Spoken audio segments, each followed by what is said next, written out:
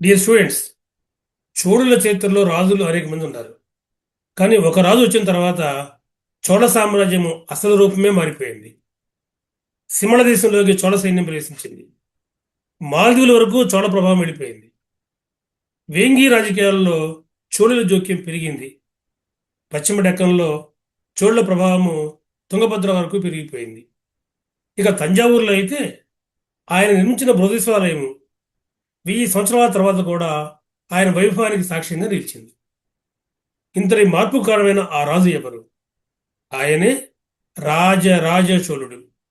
ఈరోజు మనం రాజరాజ చోళుడి చరిత్రని ఒక రాజు కలగా కాకుండా ఒక సామ్రాజ్యం ఎలా నిర్మించబడింది అని అర్థం చేసుకునే ప్రయత్నం చేద్దాం. ఎగ్జామినేషన్ పాయింట్ ఆఫ్ వ్యూలో చాలా ముఖ్యమైన టాపిక్ ఇది. రాజరాజ చోళుడు 985 ఏడి నుంచి 1014 ఏడి వరకు ఈయన పరిపాలించాడు. రాజరాజ చోళుడు రెండవ పరాంతకుని కుమారుడు. రెండవ పరాంతకుడికి మరొక పేరు సుందర చోళుడు. రాజరాజ చోళుని కాలం నుండి చోళ చరిత్రలో మహోజ్వల ఘట్టం ప్రారంభమైంది.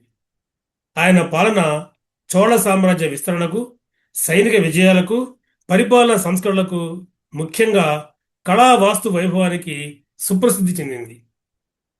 ఆయన విజయాల్ని ఒక్కోటొక్కటి చూసే పని అయితే ఆయన అమరభుజంగ అనేటువంటి పాండ్యరాజును ఓడించాడు.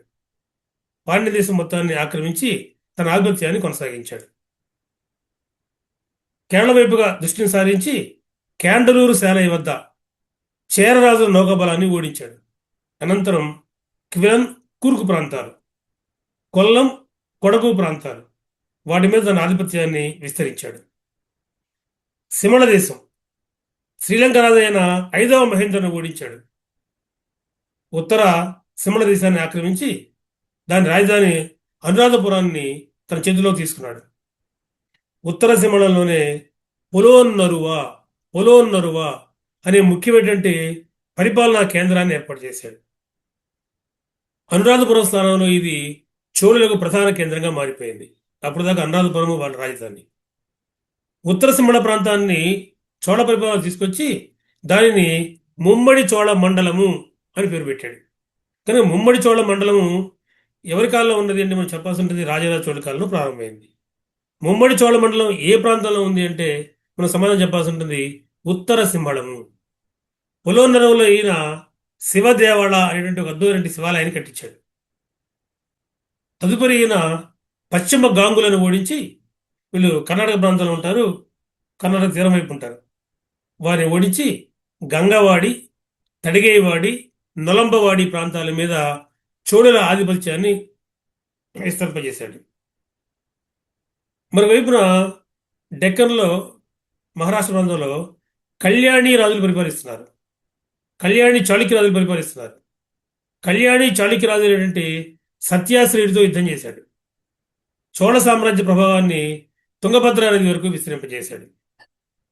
ఈ ఉత్తర దక్కన్ యుద్ధాల్లో యువరాజు రాజేంద్రుడి పాత్ర కూడా కనబడుతుంది. ఆయనే రాబోయే సుప్రసిద్ధుడు యుగంలో చెప్పుకోబోతున్నాం. మరోవైపున ఆంధ్ర ప్రాంతంలో వేంగి చాళుక్యులు పరిపాలిస్తున్నారు, తూర్పు చాళుక్యులు పరిపాలిస్తున్నారు. ఆ సమయం నాటికి వేంగి రాజైన దానార్ణవుడు జటాచోడ భీముడి చేత ఓడించబడి మరణించాడు యుద్ధంలో. దానార్ణవుని కుమారులే శక్తివర్మ, విమలాదిత్యులు. వీళ్ళు రాజరాజ చోళుని యొక్క ఆస్థానానికి వెళ్ళి అక్కడ రాజకీయ ఆశ్రయాన్ని పొందారు. రాజరాజ చోళుడు ఆ జటాచోడ భీముడిని ఓడించి శక్తివర్మను వేంగి సింహాసనం మీద ప్రతిష్ఠించాడు.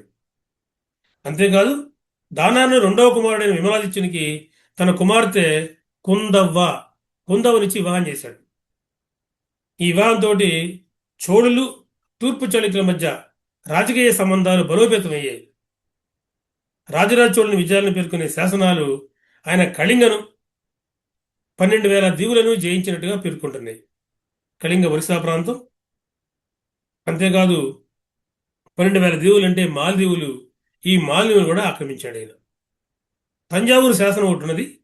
ఆ తంజావూరు శాసనము ఈ 12,000 దీవులను సముద్రంలోని దీవులు అని పేర్కొన్నది. కాబట్టి అవి మాల్దీవులు అని మనకు అర్థమవుతుంది. రాజరాజ చోళుడు తన కుమారుడు రాజేంద్ర చోళుడికి 1012 ఏడిలో యువరాజుగా నియమించి తన పరిపాలనలో భాగస్వామ్యం వహించాడు.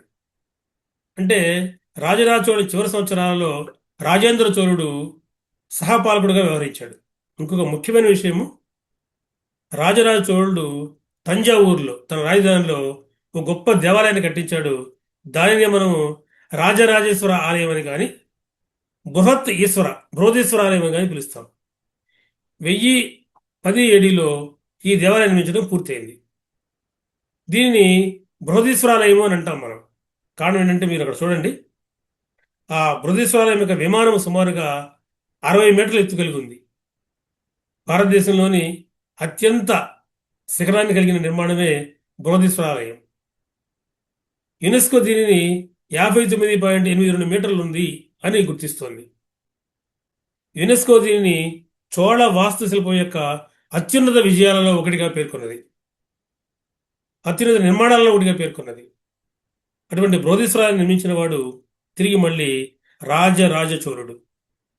మీకు నేను గుప్తులు గర్భగృహ విధానాన్ని నిర్మించారు అని చెప్పాను. మీకు గర్భగుడి మీద పెద్ద ఎత్తున శిఖర నిర్మాణాలు ప్రారంభించిన వాళ్ళు పల్లవులు.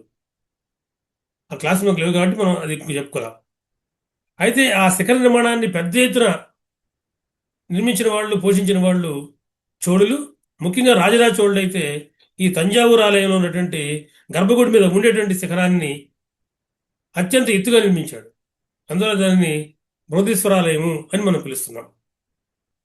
అంతేకాదు చోళ నిర్మాణాల్లో మళ్ళీ తిరిగి గోపురాలు కనపడతాయి. గోపురము, మీరు శిఖరానికి గోపురానికి మధ్య తేడా బాగా గుర్తుపెట్టుకోవాలి.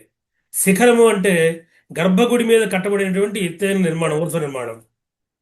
దానినే విమానము అని కూడా అంటారు. విమానం అన్నా శిఖరం అన్నా ఒకటే. గోపురము అంటే దేవాలయాల బయట గోడలు ఉంటాయి, 4 వైపులు కానీ 3 వైపులు కానీ. ఆ గోడ దాటి లోపలికి వెళ్ళాలి. ఆ గోడ మీద కడతారు గోపురాన్ని. అదొక ఎంట్రన్స్ గేట్ అన్నమాట. గోపురం అంటే దేవాలయ ప్రవేశ ద్వారము అని గుర్తుపెట్టుకోండి. శిఖర నిర్మాణాలు ప్రారంభించిన వాళ్ళు పల్లవులు, గోపురాలు ప్రారంభించిన వాళ్ళు చోళులు. ఈ తేడాన్ని బాగా గుర్తుపెట్టుకోండి. ఈ బృహదీశ్వరాలయంలో మరొక విశేషం ఏంటంటే, రాజరాజ చోళుడు మరియు ఆయన రాణి లోక మహాదేవికి సంబంధించినటువంటి విగ్రహాలు కూడా మనకు కనపడతాయి. మరణించిన రాజు రాణి విగ్రహాలను పూజించే విధానము తిరిగి మళ్ళీ ఈ బృహదీశ్వరాలయంలో కనపడుతుంది చోళుల కాలంలో.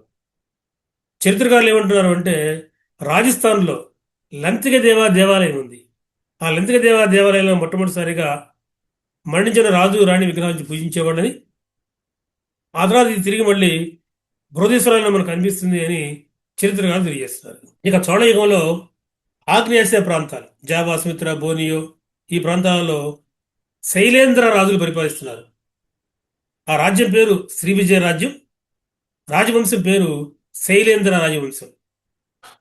రాజరాజులకి సమకాలీనంగా శైలేంద్ర రాజు శ్రీమార విజయోత్తంగ వర్మ. ఈ శ్రీమార విజయోత్తంగ వర్మ రాజరాజ చోళుని అనుమతి మీద నాగపట్టణంలో ఒక చూడామణి విహారాన్ని కట్టించాడు. కానీ చూడామణి విహారాన్ని ఎవరు కట్టించారు అంటే శ్రీమార విజయోత్తంగ వర్మ, శైలేంద్ర రాజు. ఇది ఎక్కడున్నది అంటే వాటి తమిళనాడులోని నాగపట్టణంలో ఉంది. ఈ బౌద్ధ విహారానికి కట్టించింది శైలేంద్రరాజు అయితే, ఈ బౌద్ధ విహారానికి అనయమంగళం అనే గ్రామాన్ని దానం చేశాడు రాజరాజ చోళుడు. లైడన్ రాగి రేకుల శాసనాలు కూడా ఉన్నాయి. అవి ఈ అనయమంగళం గ్రామాన్ని రాజరాజ చోళుడు దానంగా ఇచ్చినట్టు కనబడుతుంది ఈ చూడామణి విహారానికి.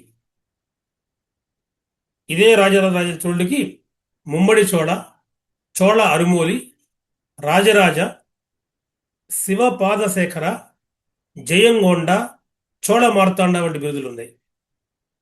బహుశా జయంగొండ చోళ అనే బిరుదు ఈయనకి చివరి కాలంలో కనిపిస్తుంది అనేది తెలుస్తోంది. కనుక ఈయన బిరుదుల గురించి, బృహదీశ్వర ఆలయం గురించి, మిగిలిన ఎవరెవరిని ఏ ప్రాంతాలు జయించాడనే విషయం మీద, పులువన్నరువ నగరాన్ని కట్టించిన విషయాన్ని బాగా గుర్తుపెట్టుకోండి. ఇక ఈ తర్వాత మొదటి రాజేంద్ర చోళుడు రాజవుతాడు. ఆయనే చోళవంశంలోని సుప్రసిద్ధుడు. దానిని మనం తర్వాత క్లాసులో చూద్దాం. ప్రస్తుతానికి స్వస్తి. ఇటువంటి వీడియోలు మీకు నచ్చే పనైతే మీ ఫ్రెండ్స్కి షేర్ చేయవలసిందిగా కోరుతున్నాను.